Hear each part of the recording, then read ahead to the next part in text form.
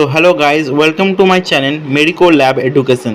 তো গাইজ আমি তোমাদের বলতে চলেছি একটা বিশেষ গুরুত্বপূর্ণ কথা যে ক্লাস 12-এর পর তোমরা কি কোর্স নিয়ে পড়বে বা তোমরা ভবিষ্যতে কি কোর্স করবে সেই নিয়ে আজকে ডিসকাস করতে চলেছি আমি।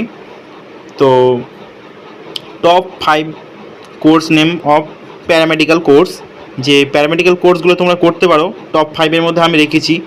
তার প্রথমেই সেটা হচ্ছে বিএমএলটি, যে বিএমএলটি তুমি করতে পারো। বিএমএলটি হচ্ছে প্রফেশনাল একটা course, bachelor of medical laboratory technology. হ্যাঁ, সেকেন্ড নম্বরে রেখেছি আমি বিপিটি, ব্যাচেলর অফ ফিজিওথেরাপি। তৃতীয় নম্বরে আছে বিএসসি নার্সিং। 4 নম্বরে আছে ব্যাচেলর অফ অকুপেশনাল। আর 5 নম্বরে আছে বি ফার্ম। এই 5টি কোর্সই আমার নজরে খুব ভালো একটি কোর্স, খুব ভালো এইগুলো কোর্সগুলো। তোমরা 12-এর পরে যারা ভাবছো যে আমি মেডিকেল লাইনে বা প্যারামেডিক্যাল লাইনে যে পড়বো, তুমি এইগুলো কোর্স নিয়ে পড়তে পারো, ঠিক আছে? তো এই 5টি কোর্স সম্পর্কে আমরা আলোচনা করে নিই একটু। BMLT, bachelor of medical laboratory technology. এই যে বিএমএলটি, এর হচ্ছে ল্যাব নিয়ে কাজ, ঠিক আছে? ল্যাবে তোমরা যে সমস্ত test, blood test, urine test, স্টুল test, এই সমস্ত টেস্ট, ঠিক আছে, তোমরা করতে পারবে। BPT, bachelor of physiotherapy. এখানে তুমি ফিজিক্যালভাবে ট্রিটমেন্ট, ঠিক আছে, পেশেন্টের ফিজিক্যালভাবে ট্রিটমেন্ট, ইলেকট্রোথেরাপিভাবে ট্রিটমেন্ট করতে পারবে, বিভিন্ন ধরনের ট্রিটমেন্ট করতে পারবে।